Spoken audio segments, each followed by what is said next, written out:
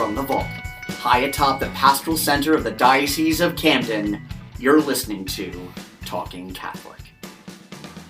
Hello, everyone. Thank you for tuning into Talking Catholic. I'm Mary McCusker, and with me, as always, is Mike Walsh. Mike, how are you?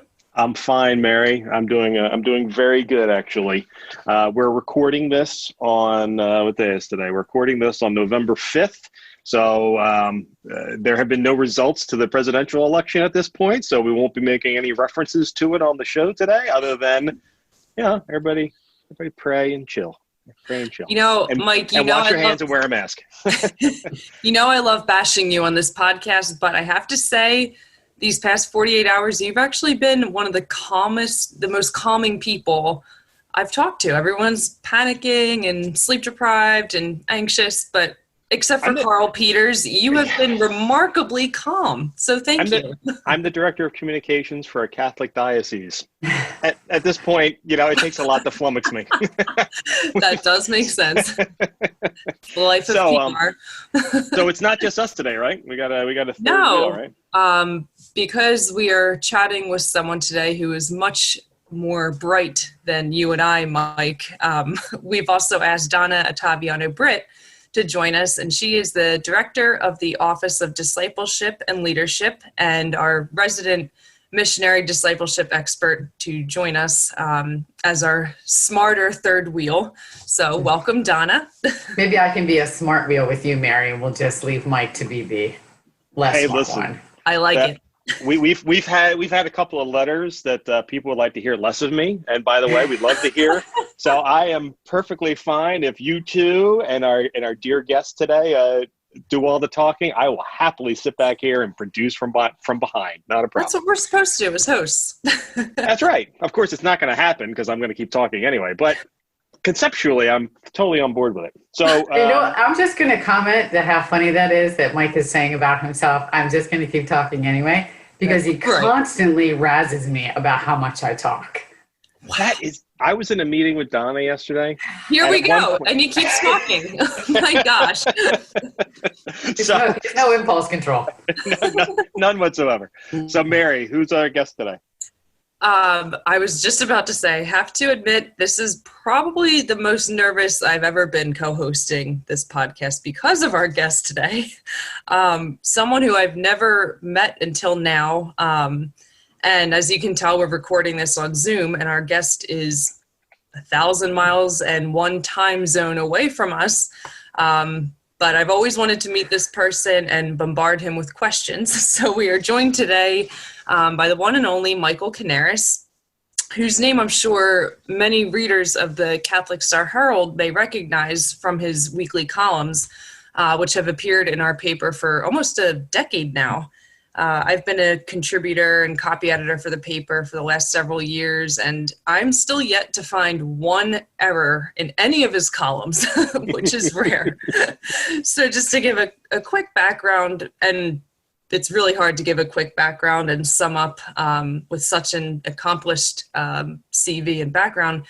Dr. Canaris is a professor at Loyola University Chicago's Institute of Pastoral Studies. My co-host Mike and I both received our undergrads from St. Joseph's University in Philly, so obviously we're Jesuit institution fans. And Dr. Canaris specializes in ecclesiology, ecumenism, and immigration studies. He's an accomplished author and our resident expert on Pope Francis and the Vatican. So, Dr. Canaris, I know you must be a busy man, but welcome and thank you so much for joining us today.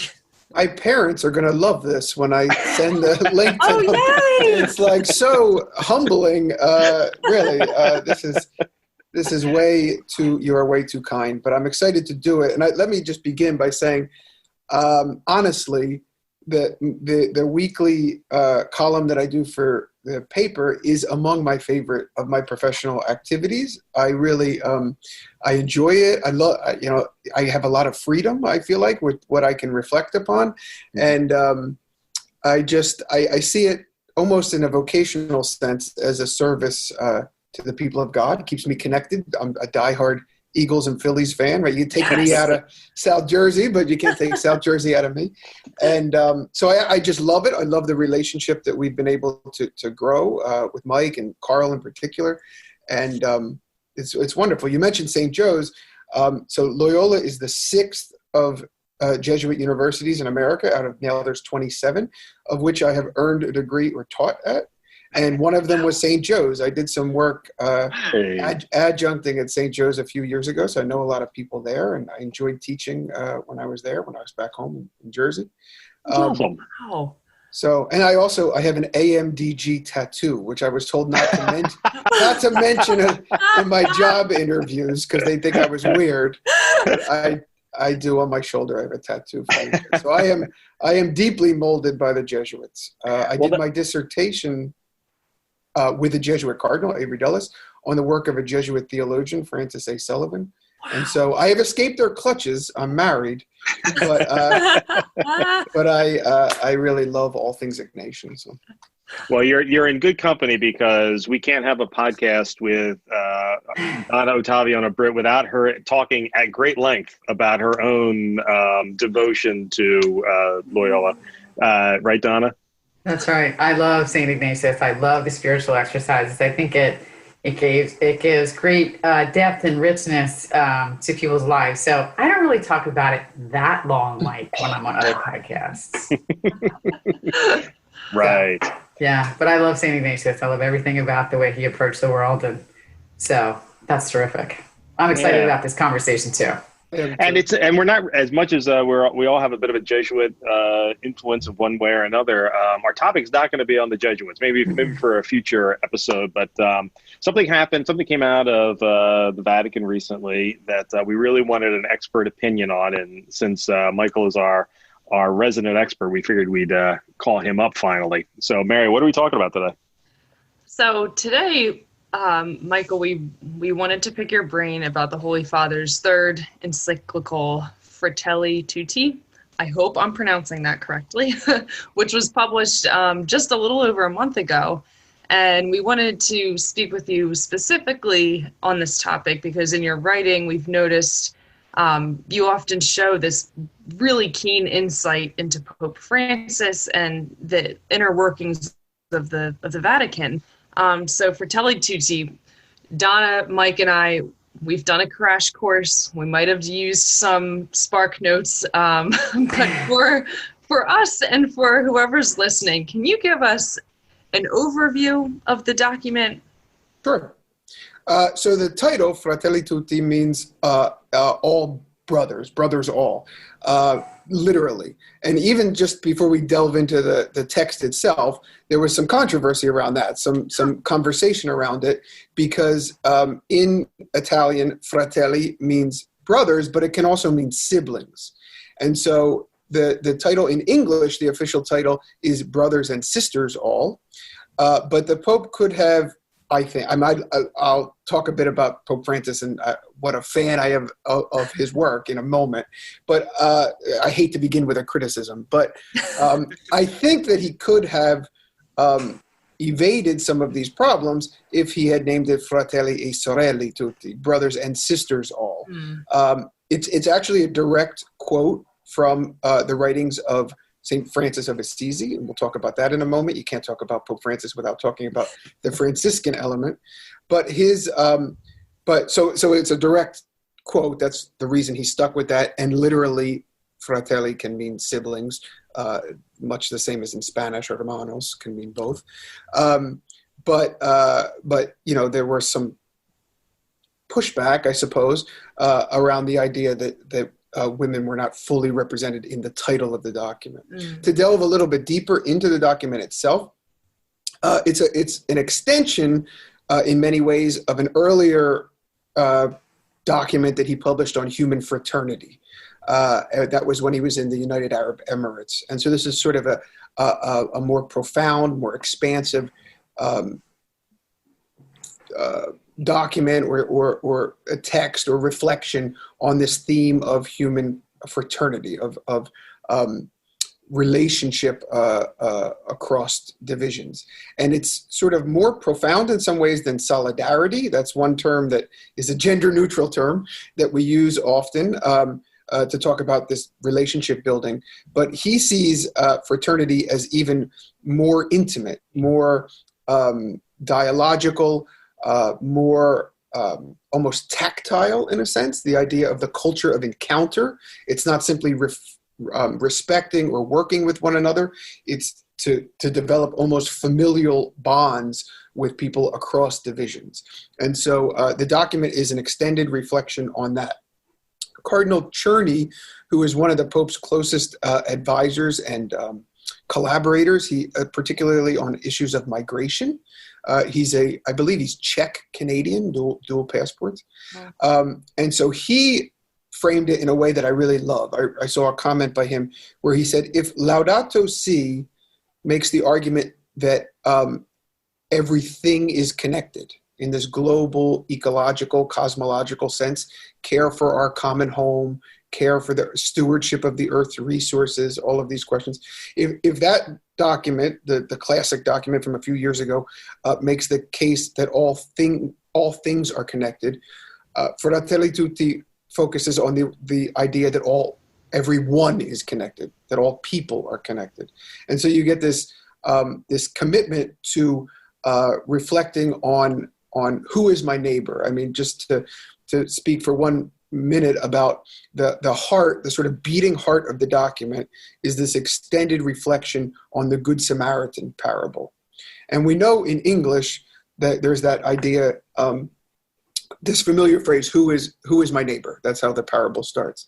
And in English, we have this idea of neighbor as sort of, remember that phrase, high fences make good neighbors? You know, the idea that neighbors can somehow be separate from us. We can visit them and wave to them, but then kind of pull back and go back to our own families and our own homes, and the neighbors are somehow out there somewhere.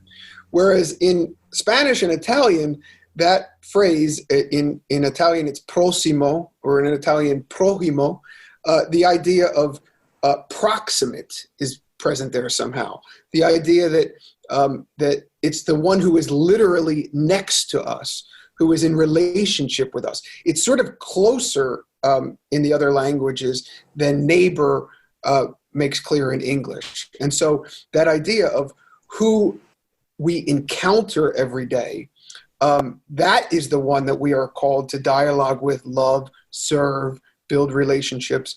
And so it's not those distant that we're peering over the fence and looking at, but rather those that we are encountering and co-traveling through life with in all these various settings where we live. That's who we're called to build relationship with.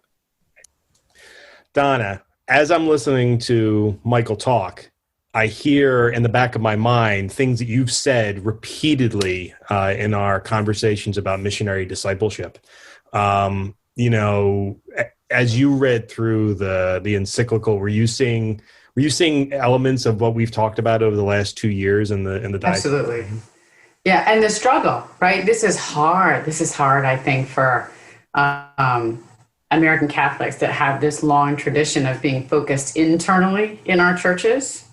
So this whole idea, Dr. Canaris, of what you're talking about is like, high fences make good neighbors.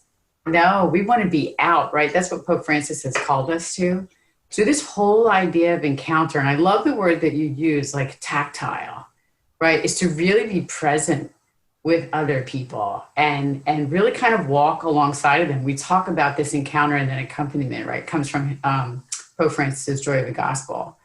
And it's, I always say to all the lay people that are laboring across the diocese with this, is to really how to be mission hospital, how to be outward focused.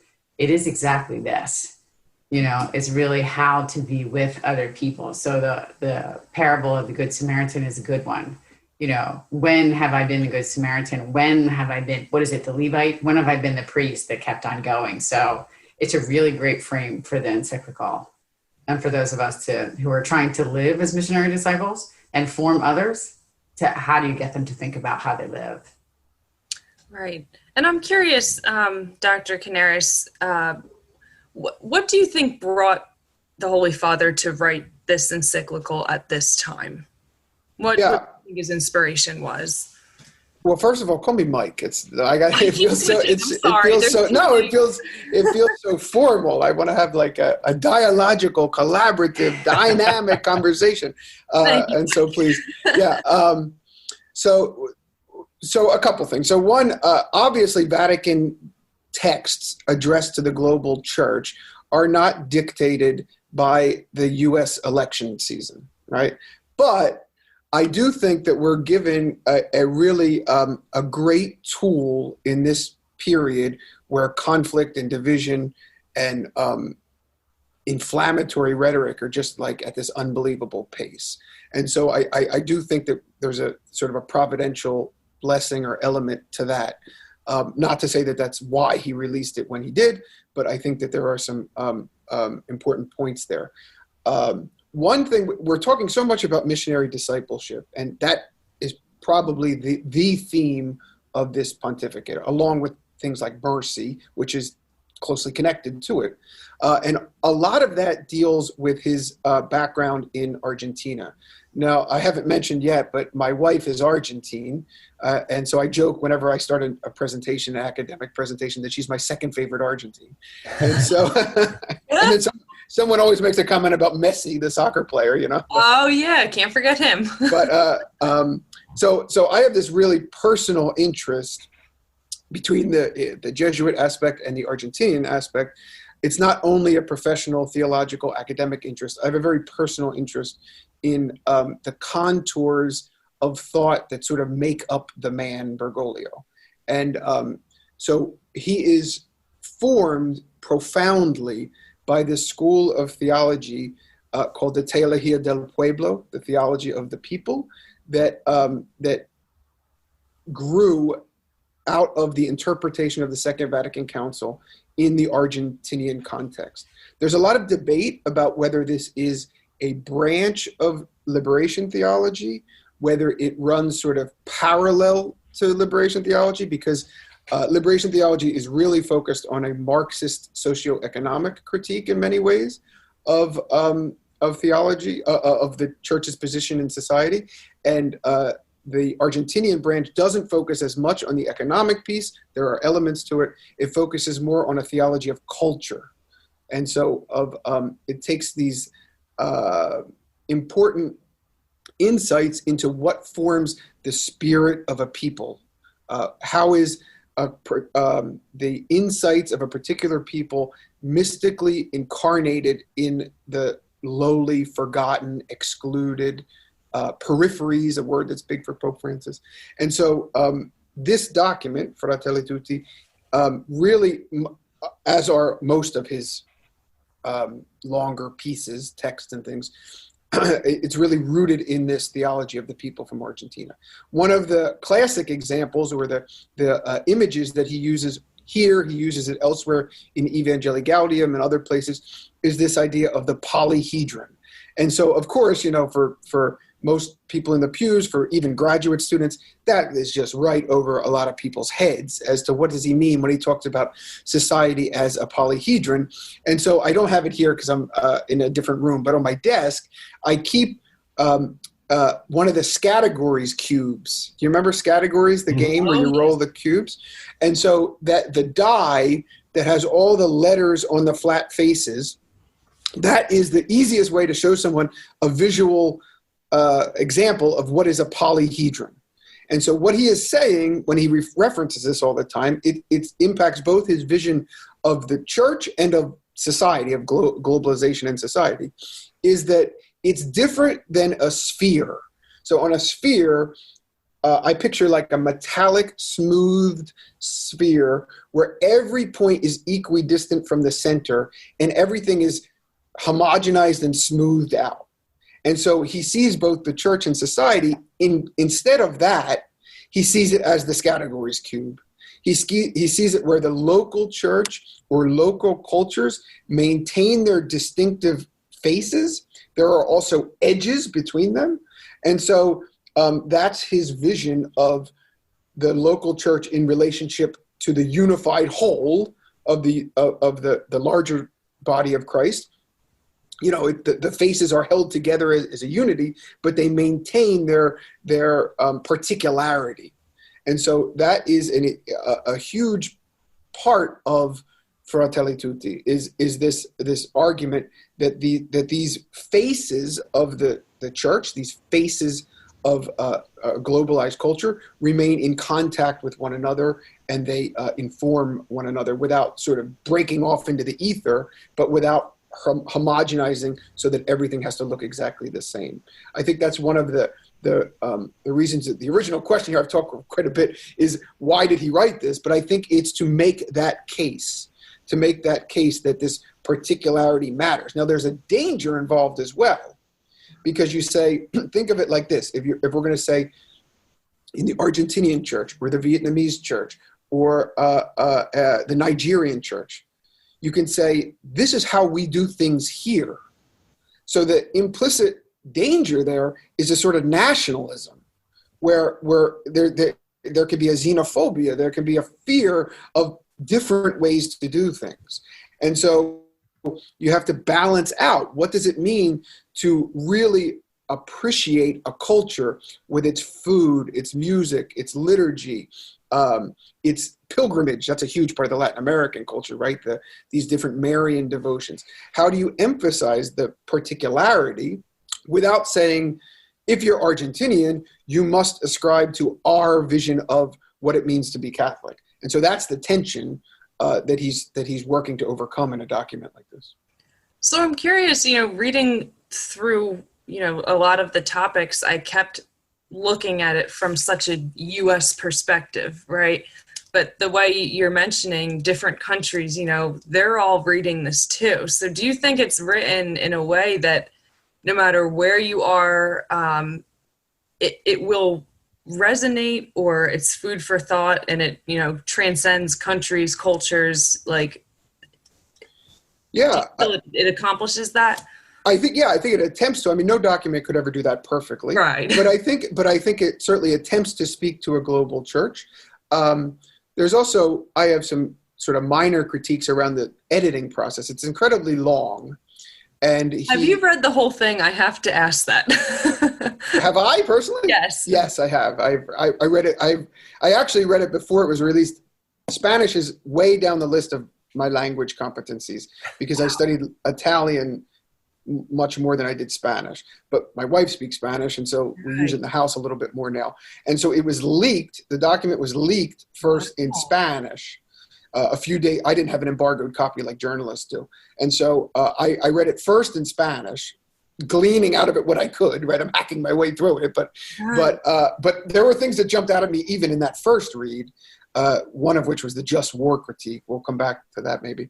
But then, so I read it once in Spanish, and then I read it carefully in English as well when it came out. How long did that take? I'm just curious, because I'm here with my summary notes, and it took me a while. Yeah, it took a good couple days to really delve deeply into it. And there are pieces of it where he cites himself. First of all, let's be clear that he didn't sit down with a pen and write this document. Mm-hmm. That's not how these papal documents come to be. So there are ghostwriters and collaborators that are involved in it, because it's not really of the Francis personality to constantly be citing himself. It's obvious that it was his team of writers that were doing that more frequently than he would do. I mean, for instance, he didn't even want his own face in San Paolo, the church where they have all the popes, the portraits of the popes around the top in Rome. He didn't even want his portrait included. And they said, Holy Father, you have to do this. People come from all over the world to see this. And so you can't be the first of the 266 not to have your image up there. Yeah. So he gave in and did it. But he's not the type to be citing himself at length. And I think it was actually a disservice to the way the document is constructed, because I think it would have been better to just footnote that and direct people towards it than to restate in these extensive long paragraphs. It just made the document incredibly long because there's whole citations of where he wrote similar things elsewhere. And I think they could have tightened it. They could have edited. They needed a good copy editor. So Harry, there's your next job. I'll get you a job.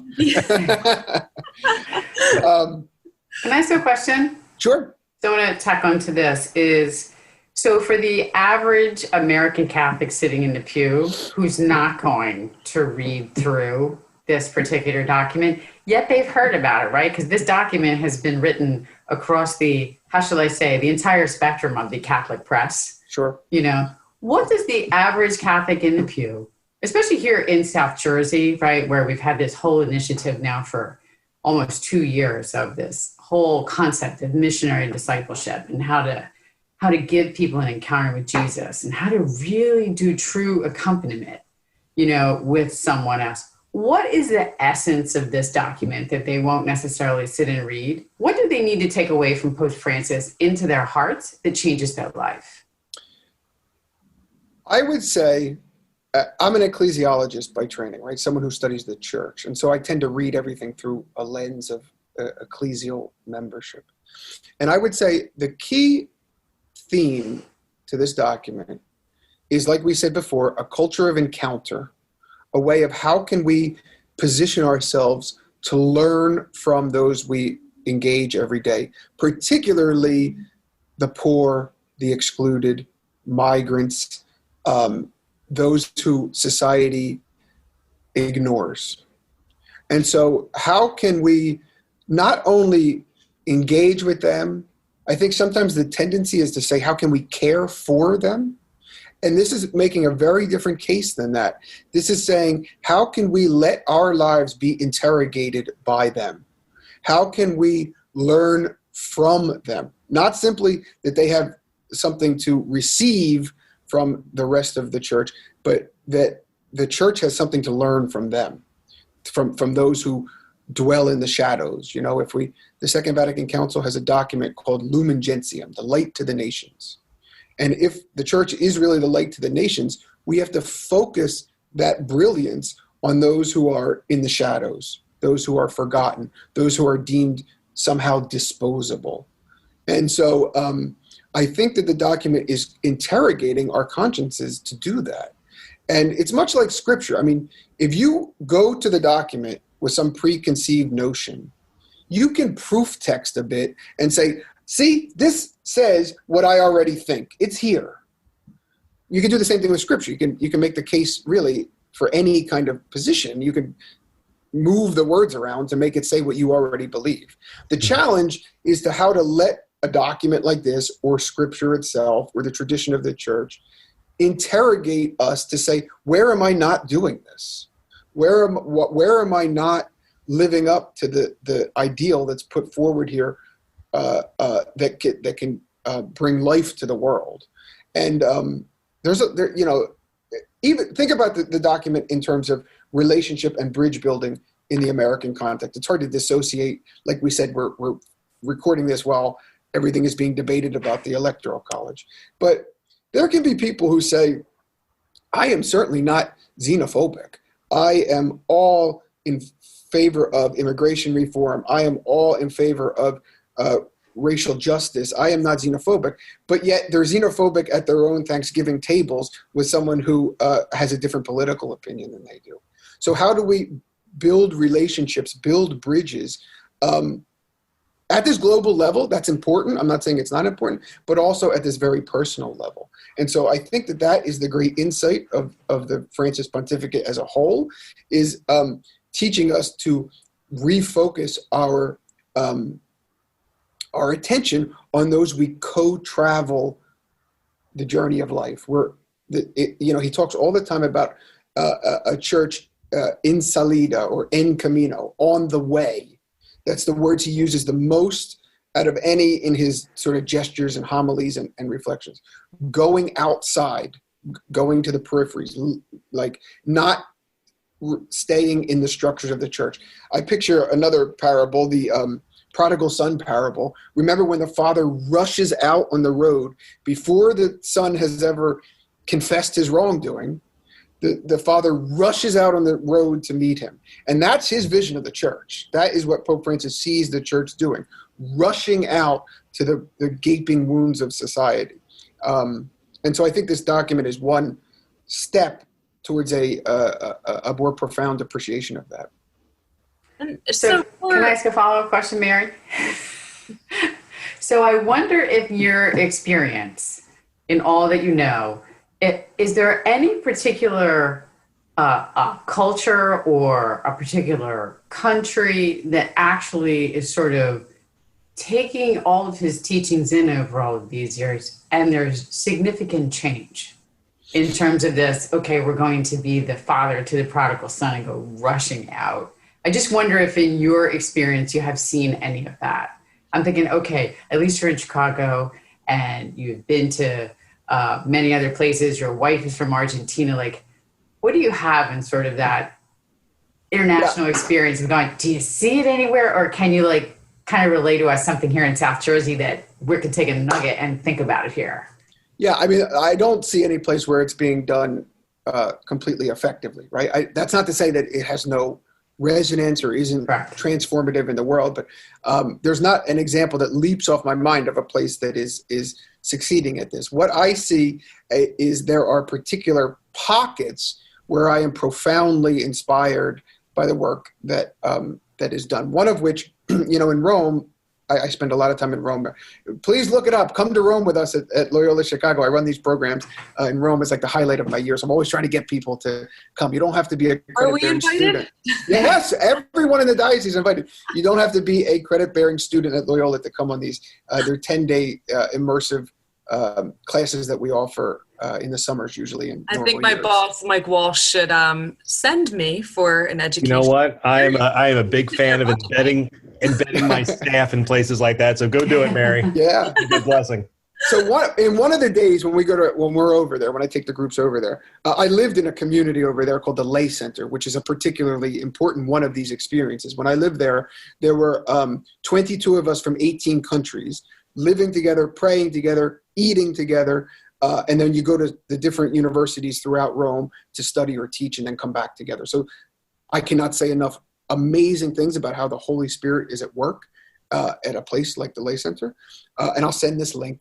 This will be tweeted out internationally when they hear their good, hear their name mentioned here. But another one that comes to mind when we're there, we spend one day with the Sant'Egidio community, which is a lay community in Rome that we spend the morning working with them. They have a pharmacy where they provide medical supplies to the homeless people of Rome. They have a school that teaches migrants recently arrived the Italian language and culture. So you have people that have swam across the Mediterranean and they're learning English for free.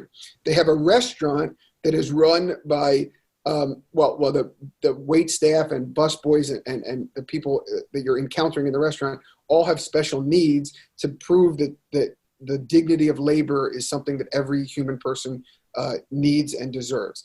They run night prayer every night since the Second Vatican Council in Santa Maria in Trastevere, which is what the part of Rome where the original Christians gathered. So it was like the oldest Christian community in Rome was in this neighborhood. And it's this beautiful basilica, like you would imagine in Italy with mosaics and all. And that they have had night prayer there every night since the Second Vatican Council in a multitude of languages. And then they, for Christmas, they take all the seats out. There's no pews in the Italian big basilicas like that. So they take all the seats out. They place tables in there, and they have the homeless of Rome come eat in this basilica. They're given gifts that are wrapped for Christmas, and they're served the food by like the dignitaries, ambassadors, the mayor of Rome, etc. And someone said to me once, I haven't been there for that, to be honest. I've read a lot about it, and I know the community well, but I haven't been there for the Christmas celebration. But someone said to me about it, like, this is a foretaste of the heavenly banquet. The poor and excluded eating under the glories of beautiful art and architecture with Jesus looking down, being served by the wealthy and powerful. So something like that, Pope Francis has had a very strong relationship with the Sant'Egidio community. I could talk about church politics forever, but even the current cardinal in, I think it's Bologna, was a former member of that community, Matteo Zuppi. And so he is widely seen as one of potential someday way down the future successor, we hope. along with some other cardinals like Tagle, who is also imbibes the spirit of Pope Francis. But the Sant'Egidio community would come to mind as one of these places that is being enlivened by the Pope Francis vision of the church, and where it is really concretely, physically present, that you can see the work that they're doing. When we go with them, we work with them, we eat with them, we pray with them, and they're living this mission, the missionary discipleship mission, in a particularly profound way. I think that's one example. It's not a national one, but it's That's a great example. Thank you. It does seem like over the course of his writings, he's really, you get the impression that he's really been focusing on the divinity of God that is in each of us, but also in everything around us. He talks about creation, he talks about us.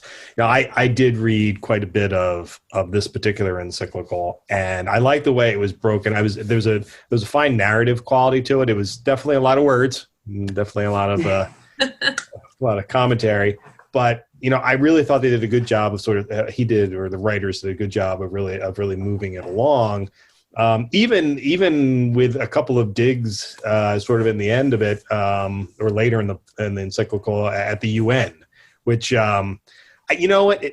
maybe it's because I'm an American, and so my perspective on the UN is different than others. But I actually found that a little surprising that he takes these shots at the UN. Did you have any idea, sort of where that came from?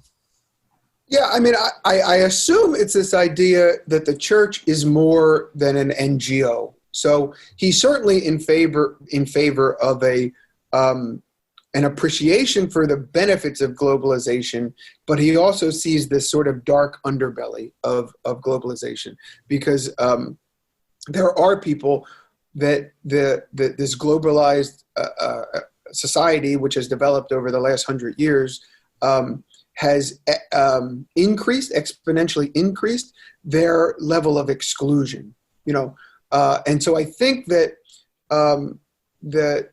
the idea that the church is called to move beyond the idea of it as an NGO, right? That there's a more spiritual message that needs to be present there. And so that's where some of his critiques they're particularly powerful. The one on the just war theory in particular, I think that is the most shocking piece of this document. There is I wanted to ask about that. I'm glad you brought it up. There is a critique, and this ties in with your question, Mike, about the UN too, and intergovernment relationships or international relationships. That he says that the church can no longer support the just war theory. So people who don't know what that is, it goes back to St. Augustine. It's the idea that in certain circumstances, a war is just, right? It's just the word related to justice, not the word related to mere, mere war, just war. It's what does it mean to have a fair, reasonable war that is defensible, say. And so he critiques the idea that that the church can be involved in supporting war, which is really radical. I mean, that is a striking statement. It mirrors in some way his eradication from the Catechism on the admissibility of the death penalty. Yeah, sort of a related issue in some ways. And so these are controversial statements. I mean, to put it mildly, there are a number of theologians who see that the death penalty would in fact be defensible over the long history of the church, because for so long it was being enacted by Christians towards Christians. And so I wrote a piece recently where I compare Avery Dulles and on one side, my mentor at Fordham, with Pope Francis and Cardinal Cupich from here in Chicago on the other, around this issue of the death penalty. And I come down, as much as I love my mentor, Avery Dulles, I come down on the side of Pope Francis. I agree with his read on the situation around the death penalty. But these are striking developments in his vision of the church. I mean, they are overturning, in some cases, 1,000 or more years of accepted positions. But I think my argument would be that that is done in continuity with the magisterium and the teaching of the church, not as a reversal in some way to it. It's a development to it.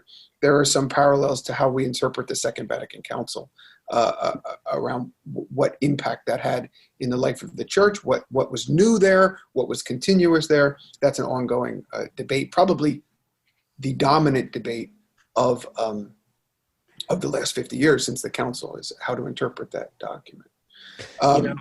I think Pope Francis is often labeled, and I don't know, I'll leave this up to you.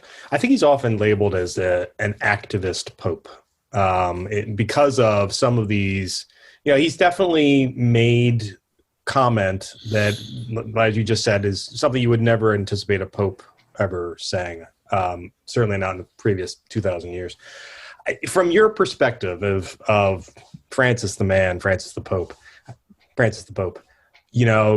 you think that this is an accurate label, semi-accurate, wildly inaccurate? Well, I think he's offering something valuable, something new. Activist seems to imply to me that it would that he's in for burning down the system in some way, and that is certainly not what his perspective is at all. I think that he's a quite conservative thinker on many topics. In fact, he doesn't go far enough for the Catholic left in many of his pronouncements, whether it be around women, whether it's this recent controversy around the civil unions.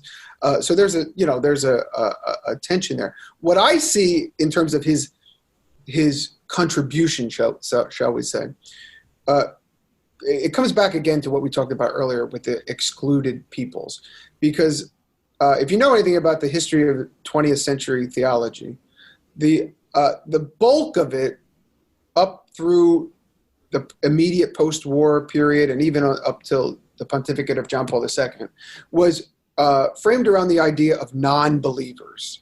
So it was sort of the idea, I think, of Karl Rahner's theology. He lived from 84, from the turn of the century till around 1984. Basically the course of the 20th century. And so his idea was, how can the church sort of defend these beliefs against the culture in the wake of the Enlightenment? How can we say this is not superstition to believe these doctrines, to believe that God speaks to us in the Word of God and in the incarnation through Christ? And so how can we sort of defend our beliefs against a culture that was becoming skeptical of them? So a lot of the questions was around non-believers. And Gustavo Gutierrez says that era of the church has passed. And so the central theological themes of our day are not around those who would be deemed non-believers. It is focused on those who society deems non-persons. So the idea of how can we focus a church on these groups of people that are viewed as disposable? I, again, use the same word I used earlier. And that impacts or influences all of these questions, because the ones who are deemed disposable are the homeless, are undocumented migrants, are victims of war in Syria who are fleeing violence, are those on death row. So that his activism is to bring the church into direct, unmediated, pastoral contact with those populations. I really see that as what he views as his mission. And again, we started off here with Ignatius, and there's all this Ignatius stuff I could talk about with Francis, but it's important also to talk about this Franciscan element. It's like bifocal lenses to study Francisco. And so on one side you have this Ignatian piece, but this Franciscan piece is among the most important. Even in the earliest moments of the conclave, when he was elected, there's a lot of speculation. Well, it's beyond speculation. He commented to people that before the election, he was second in the running under Ratzinger, the previous conclave. And so he sort of came in second. And so they said, had you won, what name would you have chosen? And he said, John the 24th. And so before the conclave, there was this idea that was sort of what would have happened had he been elected. And then when the conclave came up that elected him, that was probably still percolating in his mind.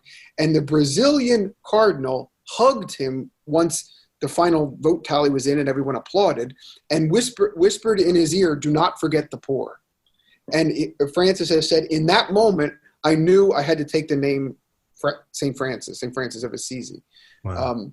And so it was that is from the earliest moments, this idea. I mean, even now, he signed the Fratelli Tutti document in Assisi.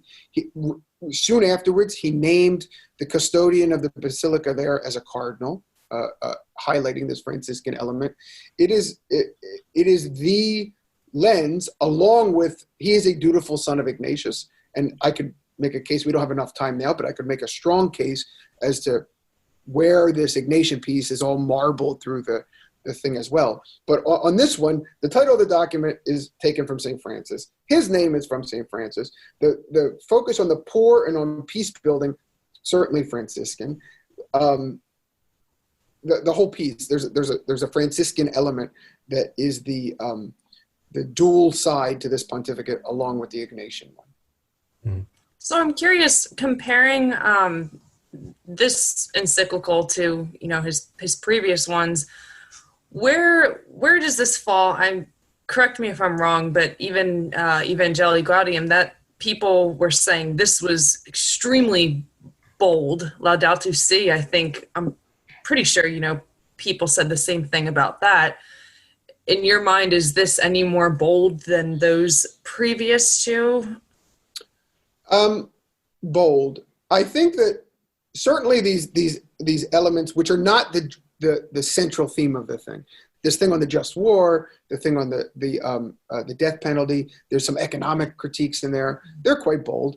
Overall, I don't know that would be the first word I would use, because I think it's more a profound implementation of the vision that he has for the church and of Catholic social teaching in general.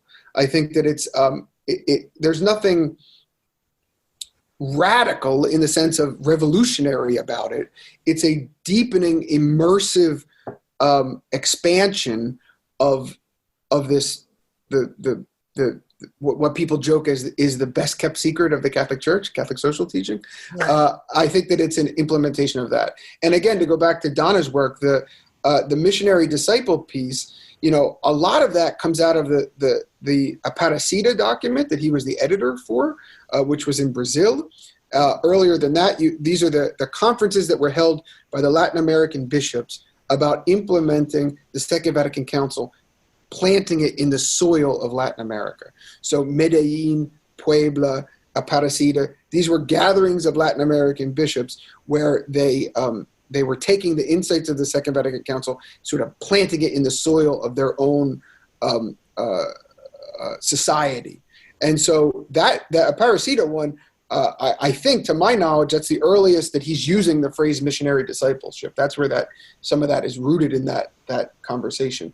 And so I think it's a fuller flowering or a fuller development of that movement than it is a revolutionary change in some ways. It's a deepening of what is there before.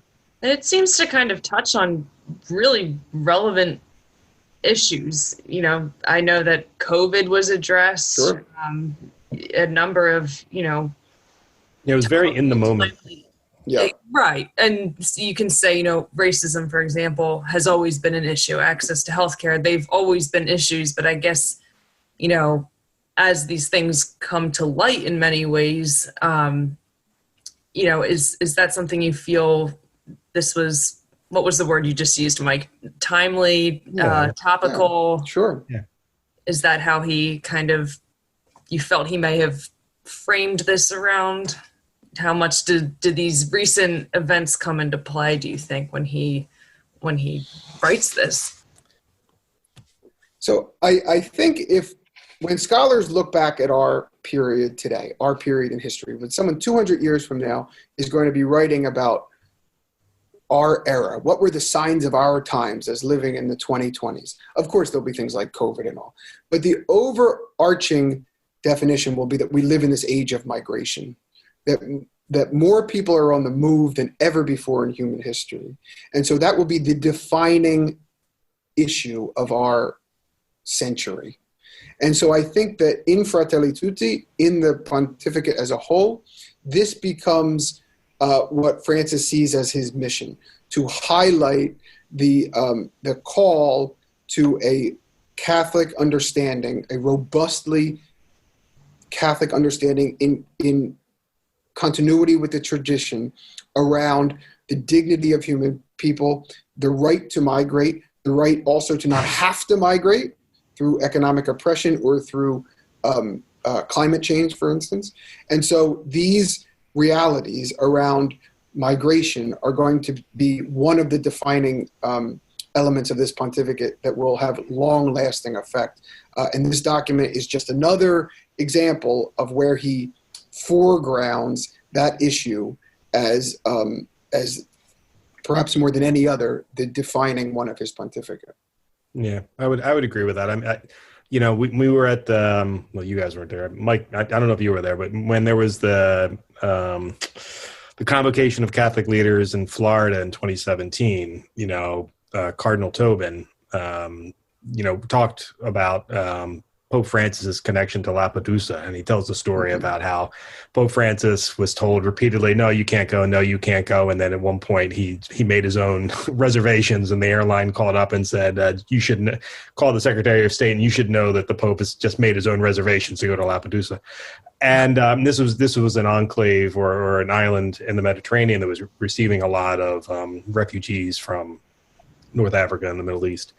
And so from the very beginning, he's really seen that way. And it's a lot is going to be written, I think, on Pope Francis over the years. And certainly a lot has been written now, and there's certainly been concerns. But I think history will bear out that the one thing you will not be able to claim is that Pope Francis didn't care about humanity. When I remember watching when he was named and came to the balcony and he was announced as Papa Francesco, and the fact that it was so he hadn't taken a previous name. He was going to be Pope Francis the First. Someday he'll be referred that way. And I remember thinking they were going, wow, so my first thought of him was, this is someone who's going to go in completely new directions, and I think ultimately that'll be shown to be very beneficial. But Mike, thank you so much for joining us on the podcast this week. We really appreciate it. I think I can safely assume that my colleagues, Mary and Donna, will make sure that you are a regular contributor to the podcast now, not just one of our Catholic Star Herald writers. His own podcast, he can take over. Yeah, really. No, I will. I really enjoyed this conversation, so I hope we can do it again. I mean, I'm really excited to continue to deepen our relationships. I mean, we are very much on board with that, and I will encourage both Mary and Donna to take you up on your offer to go to Rome at some point for that Loyola trip. And actually, the question I've been a part of the diocese for 5 years now, and everybody keeps saying, Mike, have they sent you to Rome yet? And I go, I've been here 5 years. We've had numerous occasions to be in Rome and haven't made it to the Vatican yet. You're a workaholic, though. I am a workaholic. I keep offering to go to work, but I wanted to go for the quinquennial, but it didn't work out. At any rate, Mike, thank you very much for joining us. Donna, thank you very much for sitting in. Mary, thank you very much for asking so many relevant questions, so I could stay quiet for most of the episode. And to our listeners, thank you very much, as always, for listening, and we will be back next week.